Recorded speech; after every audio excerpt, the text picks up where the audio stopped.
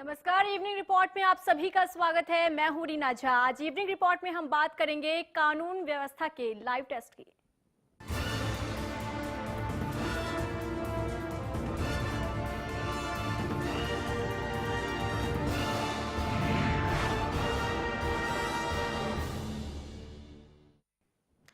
तो प्रदेश में कानून व्यवस्था चरमरा-सी गई है। लगातार जो क्राइम का ग्राफ है वो बढ़ता जा रहा है। आखिर क्यों, पहले देखिए रिपोर्ट।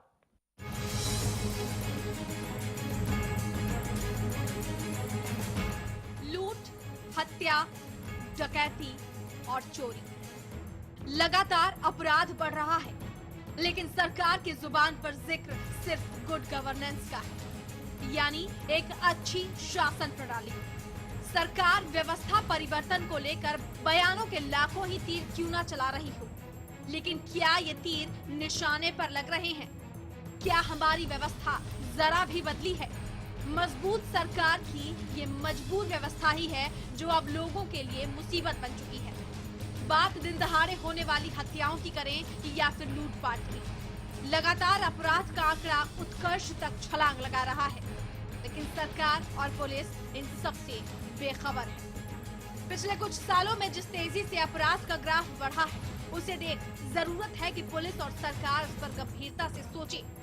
आबादी की तर्ज पर मुंह चढ़ाता अपराध का आंकड़ा सरकार के सामने सबसे बड़ी चुनौतियों में से एक है।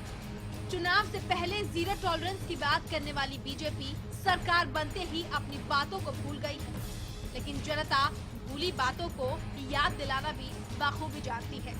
हरियाणा न्यूज इन सब के जरिए सिर्फ इतना बताना चाहता है कि प्रदेश में बढ़ते अपराध पर अंकुश लगाना कितना जरूरी है। आपराधिक सोच की खेती तेजी से बढ़ने लगे उस प्रदेश में सेवा, सुरक्षा और सहयोग का नारा भी बेअसर साबित होने लगता है। एक तरफ सरकार को इस मामले में सोचना है तो पुलिस को भी अपनी ओर से मुस्तैदी दिखानी होगी, क्योंकि बात फिर चाहे महिला सुरक्षा की करें या फिर बढ़ते भ्रष्टाचार की। सरकार के सामने मुसीबतें कई, लेकिन उन मुसीबतों का समाधान अभी फिलहाल होता दिखाई नहीं देता। बहरहाल कानून की जिन बेड़ियों में अपराधियों को कैद होना चाहिए, वही बेड़ियां फिलहाल सरकार के पांव में पड़ी हैं। वक्त है कानून व्यवस्था में बदलाव का, जिससे एक अपराध मुक्त हरियाणा का निर्माण हो सके। भरत श्रीवास्तव के साथ ब्यूरो रिपोर्ट, हरियाणा न्यूज। तो लगातार क्राइम का ग्राफ है वो बढ़ता जा रहा है। अगर हम बात करें चोरी, डकैती या फिर रेप की जो घटनाएं हैं वो लगातार बढ़ रही है। कहीं ना कहीं अब निशाना साधा जा रहा है प्रदेश की सरकार पर, बीजेपी सरकार पर अब निशाना साधा जा रहा है। आखिर क्यों जो क्राइम का ग्राफ है वो बढ़ रहा है? आखिर क्यों जो पुलिस है वो हरकत में नहीं आती है? क्योंकि आए दिन ऐसी कई वारदातें सामने आ जाती हैं जब एटीएम को उखाड़ कर चोर ले जाते हैं। चोरों के हौसले बुलंद हो चले हैं। आखिर किस तरीके से इस पर बंदिश लगाई जाए, आखिर किस तरीके से इस पर रोक लगाई जाए, यही हम जानने की कोशिश कर रहे हैं आज इवनिंग रिपोर्ट में। क्योंकि लगातार जो ग्राफ है वो बढ़ रहा है और जिम्मेदार किसे मानते हैं? क्योंकि बीजेपी की अगर हम बात करें तो चुनावी दौर के दौरान जब चुनाव थे उससे पहले माना जा रहा था कि इन सब चीजों पर अंकुश लगाया जाएगा, लेकिन कहां गई वो तस्वीरें? क्योंकि जो तस्वीरें सामने आ रही हैं जस की तस बनी हुई हैं। आए दिन रेप की घटनाएं, आए दिन चोरी की वारदातें सामने आ जाती हैं, आए दिन जो लूट की वारदातें हैं वो सामने आ जाती हैं। चोरों के हौसले बुलंद हैं, बदमाशों के हौसले बुलंद हैं। किस तरीके से तस्वीर बदली जाए यही हम जानने की कोशिश करेंगे। और रियलिटी टेस्ट ये हम दिखा रहे हैं आपको। जगह जगह पर हमारे संवाददाता पहुंचे जहां पर कई वारदातें देखने के लिए मिली। अगर हम बात करें भिवानी की तो 24 नवंबर 2014 की अगर हम बात करें तो कई लाख रुपए की लूट का यहां पर मामला सामने आया था, जहां पर सीआईए पुलिस ने 3 आरोपियों को गिरफ्तार किया। वहीं सोनीपत की अगर हम बात करें तो फिरौती की रकम लेकर हत्या का यहां पर पूरा मामला सामने आया और आरोपी पुलिस की गिरफ्त से अब भी बाहर है।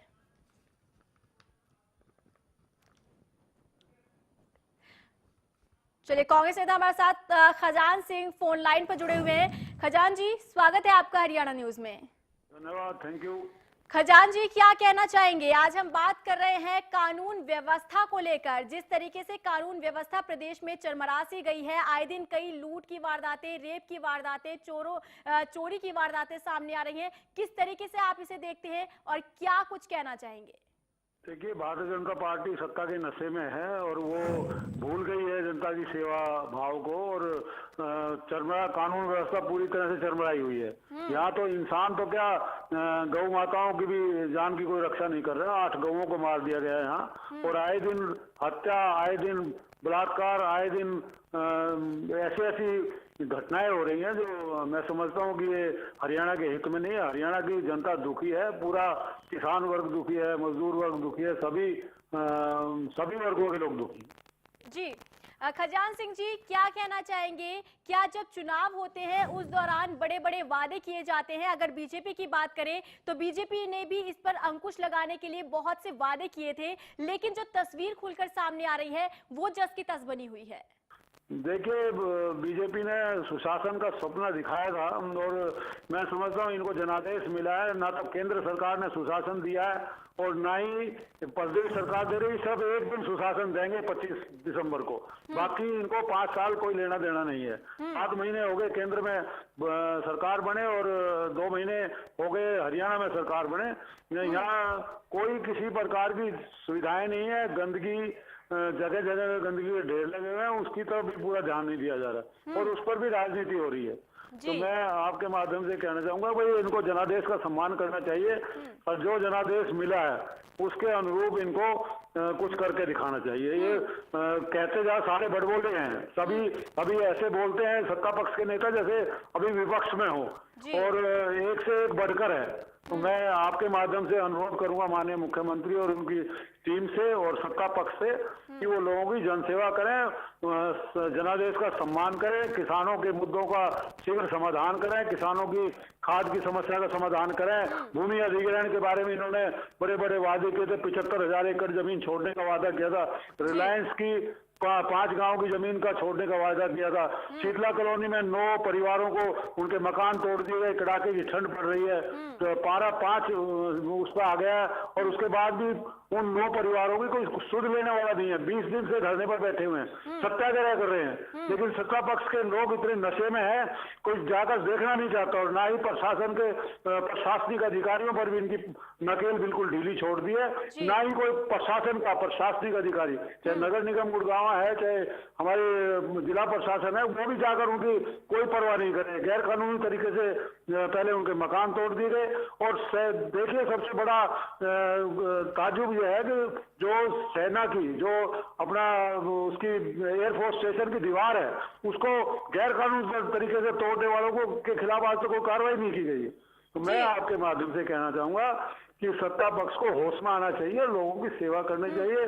जनादेश का खजान सिंह जी, मैं आपको रोकना चाहूंगी। पूर्व IAS हमारे साथ SP Gupta ji phone line पर जुड़े हुए हैं। SP गुप्ता जी, स्वागत है आपका हरियाणा न्यूज में।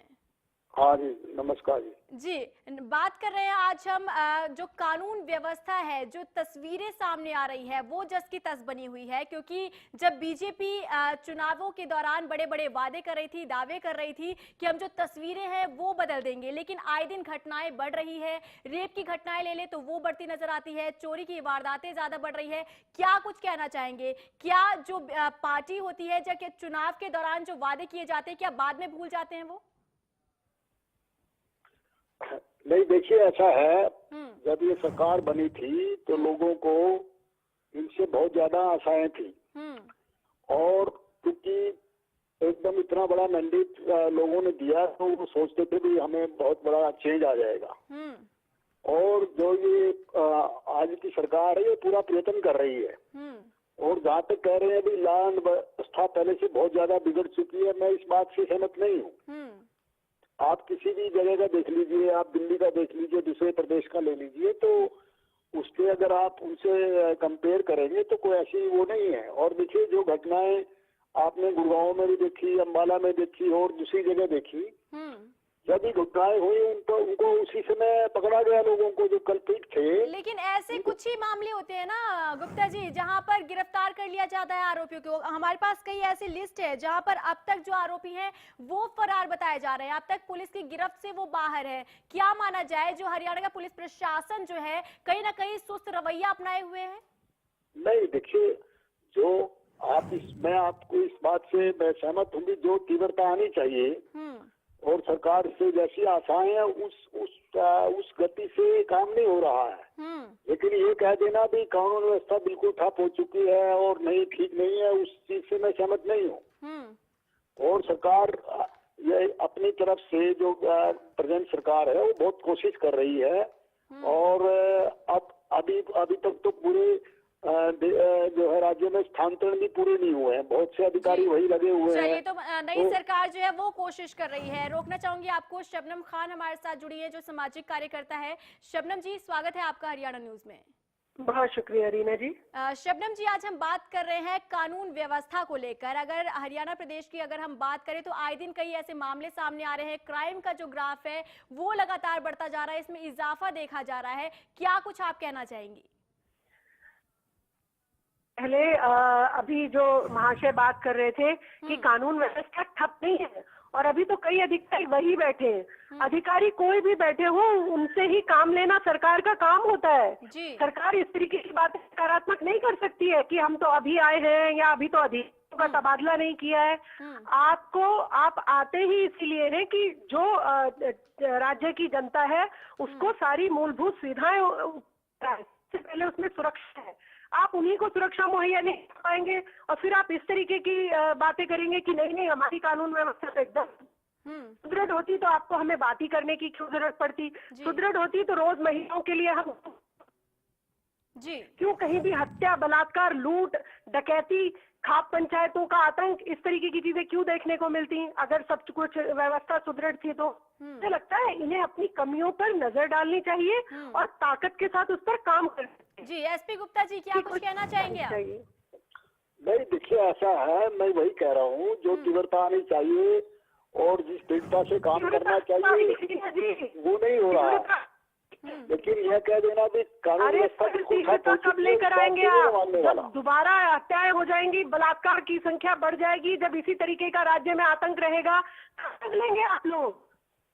नहीं, देखिए कानून व्यवस्था बदलना कोई मुश्किल बड़ी बात नहीं है। सिर्फ अपना राजनीतिक जो शरण आप अधिकारियों को दिए रखते हैं वो हटाइए, उनको काम करने दीजिए, अपराधियों पर अंकुश लगाने दीजिए, फिर देखिए कैसे आता है बदलाव। आप करिए तो सही, इससे कोई समय सीमा की जरूरत नहीं है कि मैं 6 महीने में, भर में या 2 साल में इसको बदल पाऊंगा। आप हमें एक दिन दीजिए, एक दिन में अगर व्यवस्था ना बदल दी जाए तो कहिए, लीजिए हम सबका सहयोग।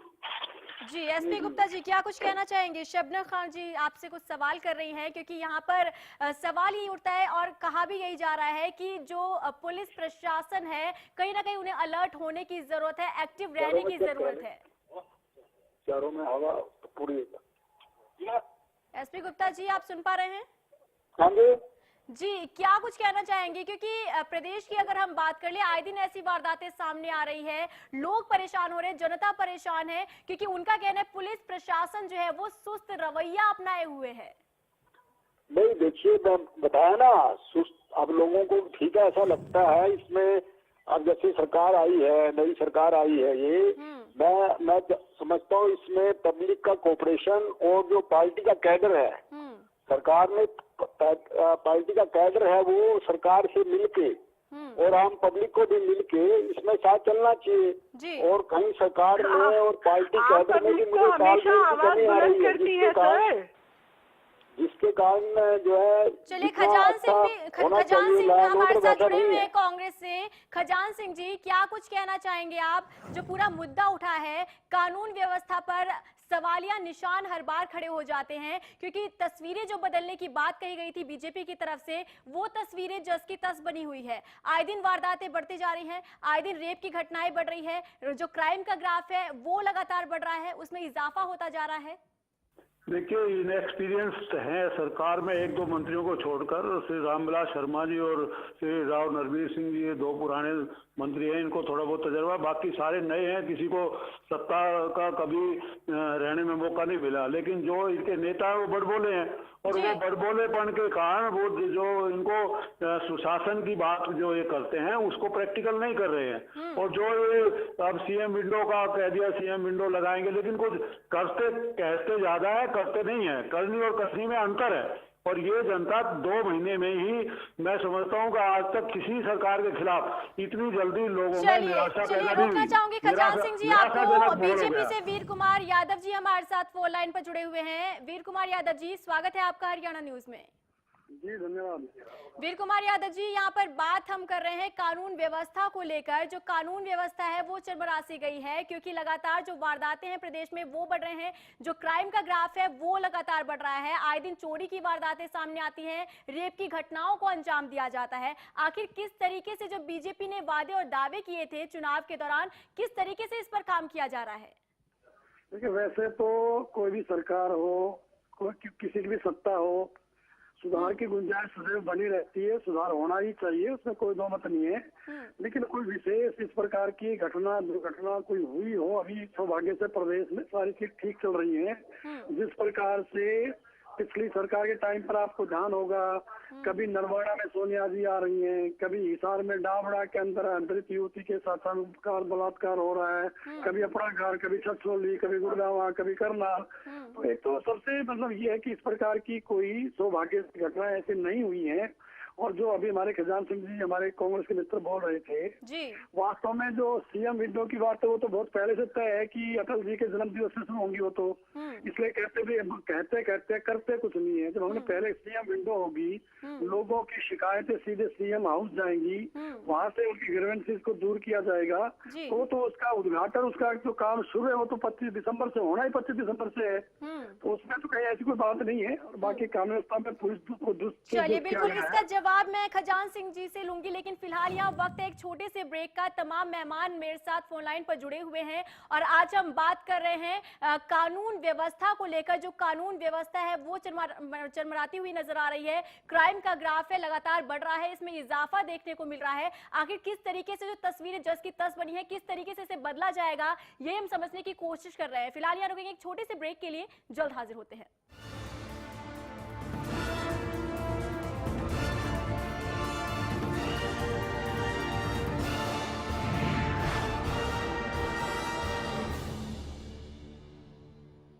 एक्सियल करे मंडूसी पर सबसे तेज असर, गेहूं पर आंच नहीं आने दे, हर मौसम में असरदार अव्वल एक्सियल। देखिए दिन भर की हर छोटी बड़ी खबरें, खबर दिन भर में सिर्फ हरियाणा न्यूज पर।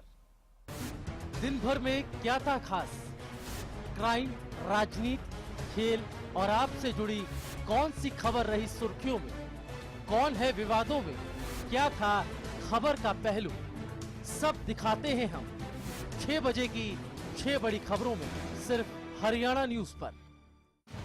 खबरों की आपाधापी में छूट न जाए कोई खबर, खबर चाहे बड़ी हो या छोटी, खबर जो खुशी दे लेकिन गम भी, खबर जो मजबूर कर दे सोचने पर। हमारे लिए वो चीज खबर है जिसका सरोकार है आपसे, क्योंकि हम दिखाते हैं सच के साथ खबरें बेबाक। सिरसा में अब खत्म हुआ अंतर्राष्ट्रीय स्तर की शिक्षा का इंतजार। MDLR ग्रुप लेकर आए हैं MDK इंटरनेशनल स्कूल। हरियाणा के हरित क्षेत्र सिरसा में विश्व स्तरीय शिक्षा की खास पहचान। MDK international school Cambridge university London से जुड़े सिरसा के इस पहले रेसिडेंशियल कम डे बोर्डिंग स्कूल के डायरेक्टर हैं कैम्ब्रिज एग्जाम्स के आकलनकर्ता मिस्टर लॉरेंस फ्रे। विश्व स्तरीय शिक्षा के साथ MDK स्कूल में है एयर कंडीशन कैंपस और दूसरी आधुनिक जरूरी सुविधाएं, पुस्तकों से परिपूर्ण लाइब्रेरी और एक स्पेशियस कैफेटेरिया जिसमें बच्चों के लिए मिलेगा हेल्दी खाना। MDK इंटरनेशनल स्कूल की विश्व स्तरीय खेल एवं अन्य सुविधाएं आपके बच्चों का स्वास्थ्य एवं चहुमुखी विकास सुनिश्चित करती हैं। तारकेश्वरम धाम के नजदीक रानिया रोड सिरसा में। अधिक जानकारी के लिए संपर्क करें 9254136642 434445 या लॉग ऑन करें www.mdkinternationalschool.com। MDK International School, nurturing your future today.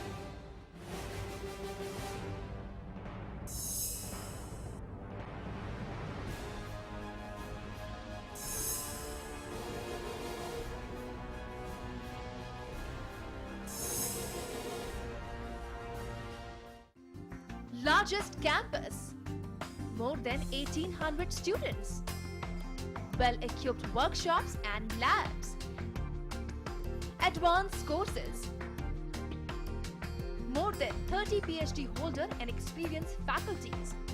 For more information, log on our website. Contact us for admission. Army University, bringing ambition in life.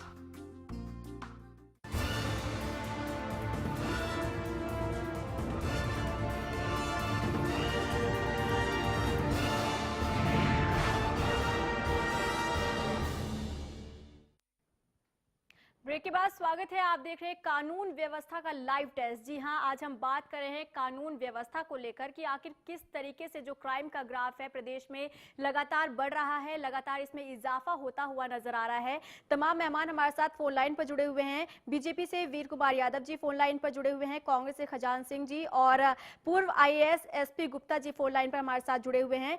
Khajan Singh ji, मैं आपके पास आना चाहूंगी। जिस तरीके से वीर कुमार यादव जी ने अगर बात की कानून व्यवस्था को लेकर, साफ तौर पर उनका कहना था जो प्रदेशवासियों को जो भी अब समस्या होंगी 25 तारीख से CM विंडो सिस्टम शुरू किया जा रहा है, जिससे वो सीधा संपर्क कर सकते हैं, जिससे वो सीधा अपनी समस्या वहां पर रख सकते हैं। आप किस तरीके से इसे देखते हैं, क्या कुछ कहेंगे?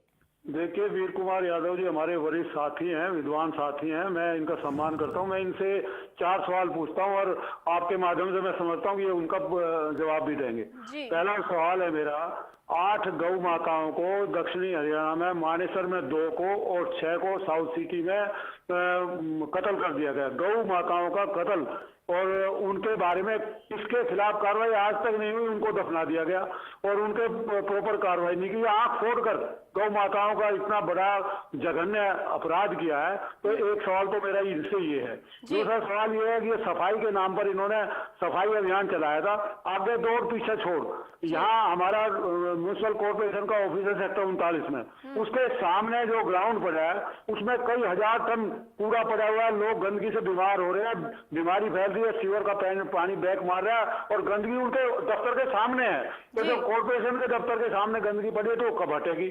तीसरा सवाल, 9 परिवारों के मकान तोड़ दिए गए इसी सरकार ने और गैर कानूनी तरीके से एयरफोर्स स्टेशन की दीवार तोड़ी और फिर उसकी चिनाई करी, लोगों के मकान तोड़ दिए।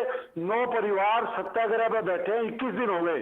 सत्ता पक्ष का आदमी कोई जाकर उनकी, अभी तक किसी सत्ता पक्ष के बीजेपी के किसी नेता ने, सरकार के किसी आदमी ने, जिला प्रशासन ने किसी की मारू नहीं ली। वो मर जाएंगे। सुप्रीम कोर्ट का आदेश है कि कोई भी बगैर शेल्टर के नहीं रहेगा, कोई भी बगैर मकान के नहीं रहेगा।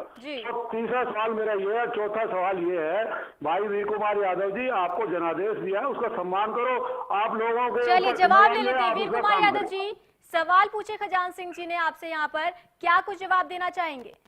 वास्तव में तो खजान सिंह जी इतने बड़े नेता, इनको जानकारी भी है सब बातों की कि जो अतिक्रमण की बात है ये इनको भी पता है कि हाई कोर्ट की डायरेक्शन है जी। और हाई कोर्ट की डायरेक्शन है जो पहले से जो यानी सरकार के टाइम में ये जो एक मैप गया था कौन कहाँ का अतिक्रमण है उसको हटा रहे हैं। चलिए वीर कुमार यादव जी, ज्यादा समय नहीं रह गया, आखिरी सवाल आपसे संक्षेप में जानना चाहूंगी, इसका जवाब आप दीजिए कि आखिर अपराध मुक्त हरियाणा का निर्माण कब तक होगा? क्योंकि जनता जो है आप बीजेपी से उम्मीदें लगाए बैठी है, इसका जवाब दे दीजिए।